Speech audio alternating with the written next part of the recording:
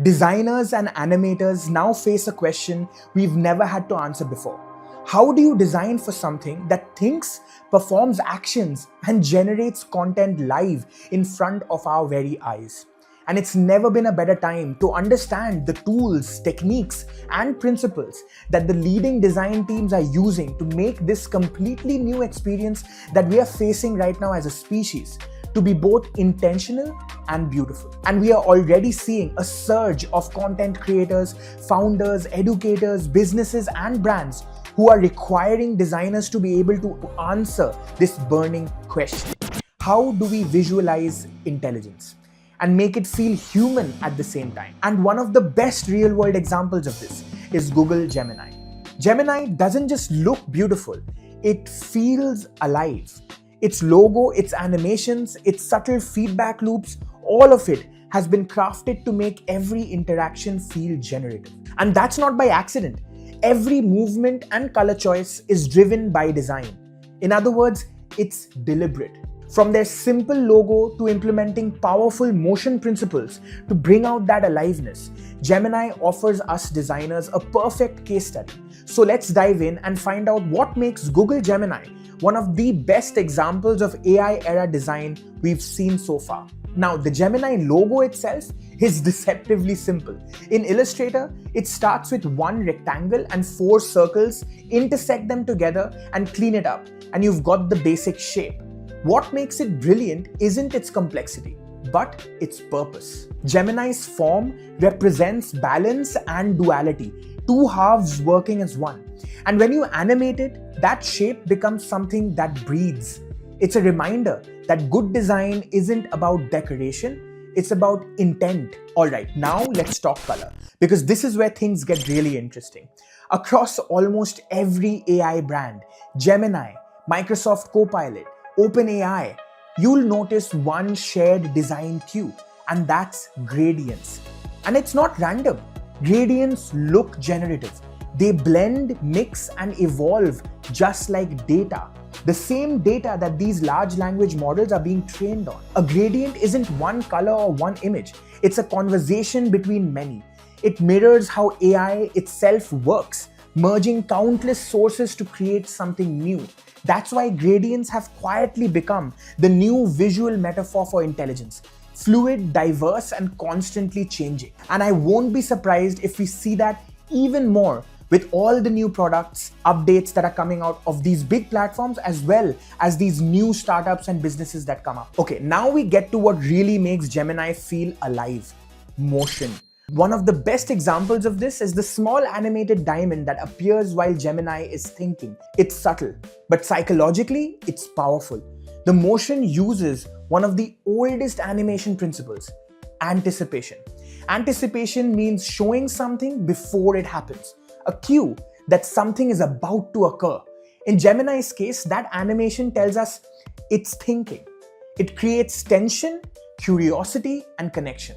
It makes AI feel present. And anticipation is a principle that is derived from human life. And I've gone deeply into this concept and this animation principle in my 12 Principles of Animation series. And it's completely free and available on my YouTube. Definitely check it out. It makes AI feel present. And this principle is now everywhere. In ChatGPT's dots, in Copilot's waves, in Gemini's shimmer. And today we'll recreate this Gemini animation in After Effects step by step and see how a few keyframes can turn static geometry into something that feels intelligent. Just before we start, I just want to let you guys know that I'm sharing this project file with you guys, so you guys can download it from the description below and you can open it up in your After Effects and follow along exactly while I explain you guys. But the first thing I want to do is actually replay the final animation right from start to end, and then we can take it from there. This was really helpful to plan out the rest of the video, was to first start from this little top part. And the way I did it, we will twirl this down, come to add, and then click on this triangle button. And what we are looking for this animation is trim paths. And the moment we add a trim paths to this stroke, if I just increase the stroke, you'll see that I can easily just control the amount that this stroke line trimming in its path. So the first thing I did was I saw in the reference video that this little top part, this little piece here, is always where it starts. And even when it comes to an end, this is how the stroke layer kind of comes to an end right here in the middle. And then again kind of elongates. And you can see we've got the first keyframe here, and you'll see that this percentage of start is at 90%. And at 90%, you'll get this little piece right here at the top. But don't forget, I've also put the rotation at 20 degrees of the entire circle, right? So if I rotate this, you'll see it's the circle that's rotating, just so you guys know. And that's the child of the transform property of this circle stroke layer, right? So at 20 degree rotation and at 90% start trim path stroke, you will be having this stroke at this position. And then we move 10 to 12 frames forward. And once we move forward, you'll see that I end it right here. So we go from here and we end here where we've created kind of this half circle here at the bottom, right? And to create this half circle, the property changes from 90% of the start stroke down to 50%, right? And that's how it kind of elongates. So we go to 50%, and while we are at 50%, we simultaneously rotate the circle to 270 degrees. So from 20 degrees to 270 degrees. And that's exactly what will get you to this point, having this kind of semicircle. So we do one full rotation and we come back up again, and this is the very important part. For this to loop properly, we need to make sure that we are back in this last keyframe is identical with this first keyframe. And the same with this one, right? Same with this keyframe, which is at 20 degrees here in rotation. When I come all the way here, and this is the kind of last keyframe, I've not moved it here as well like this. So now I've moved it. You'll see here as well, we've got 20 degrees. But this 2 means we've rotated twice, but we've come back to the same amount of rotation after the rotating twice to 20 degrees. So there you have it. That's how you kind of get this full rotation back into the same little state that we had before. So then if you see the example animation here as well, so I'm going to just move forward to where it ends, and you'll see where that circle ends, you'll see that this circle just vanishes and this diamond just kind of scales up. And that's the moment where we are in right now. So here we've got the rotation done. Here we scale up, rotate twice, 1, 2, and then we scale up again, right? So I'm going to just turn off the reference video now, and I'll show you guys what happens here. We finish the one rotation, and then we scale up, and then we scale down again, just like in the reference video we saw. And then you'll see we do one rotation, and while it rotates, this is for the first time when the diamond rotates. So it rotates with the circle in the same direction of the circle. So we do 2 rotations with the circle, 1, 2, and then we finish right at the top where we are supposed to. But here what we've done is we've simultaneously, while it finishes, we've rotated up and finish the final rotation to scale up. Hey, if you want a full breakdown of this video where I show the entire process from ideation to animation, then definitely check that out on my Patreon. Inside Patreon, you'll also get exclusive mini courses, project files, and access to my members only show, the Motion Design Portal, where I've already released super useful resources, and I've also shared a full 2.5-hour mini course on motion design. And higher tier patrons will get exclusive alpha access to my new AI-powered design app that I'm actively building right now. It's an all-in-one creative platform where you can brainstorm, do digital design, create AI agentic creative flows. This is an app that is built by a designer for designers. And it's the app that I used in this video, and I'm gonna use for all my future videos. So definitely subscribe to follow that journey, and also consider becoming a patron. It's one of the best ways to support the channel.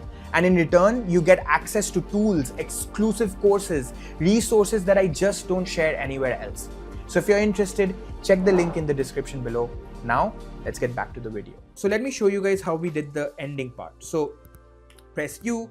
Here's the final kind of simultaneous animation on the start stroke part and the rotation of the circle stroke, which has brought us to this part. And then right before it's ending, I've already started the opacity animation from going from 100% to 0, so that we kind of make it disappear very nicely and gently. So it happens like this, and then it disappears. And right after it disappears, we do the little bounce up and then go down. And how I've done this is I'm going to open the logo here, logo property.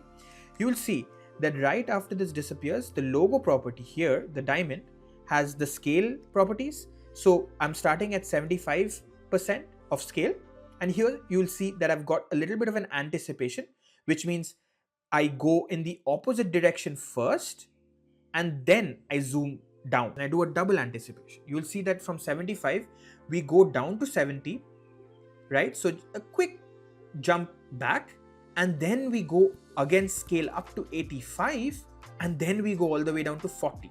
And that's where we kind of end our scaling while it rotates. So you'll see there's a lot of these anticipatory movements that create this dynamic effect. So let me just play that to you again. I'm going to press B to change the start point and the end point of the preview so that we can just focus on that part, and I'll play that once. So we do an anticipation and then we scale down easily. So once we scale down, you can see already that this stroke line has come up again. And what I've done to create this stroke path again to make it a easy transition and a more efficient setup for this animation is simply by taking this first stroke path and I duplicated the stroke path, I pushed it up, and then I just moved it forward. That's all I've done here, right?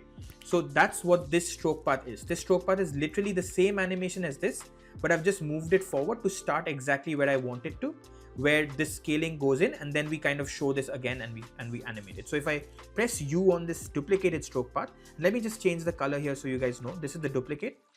So if I press U, you'll see these keyframes are exactly the same as these keyframes. The only difference being I've created now a new keyframe here, starting keyframe for the rotation property for the logo, where we start at 0 and we rotate twice. So we end at just one whole rotation, and when you see a 1 here, it means one 360-degree rotation has been completed. The moment you complete a 360-degree rotation, because if I just move it backwards, you'll see that here we are just about to complete a 360-degree rotation, and that whole thing happens just while the earlier stroke animation plays out. So it was very simple, and I've just matched the rotation direction with the rotation of the stroke line, and that's how we get this effect. Simple, right? And then right at the end, what I've done is just before the rotation is ending, I've again added the final transparency animation here with the opacity right here for the stroke, for it to disappear again. We start from 100 to 0 opacity. So we go all the way down and make it disappear. And again, the simultaneous animation. While it disappears, I've created this scale property here for the logo so that it scales up while that stroke line disappears at the bottom.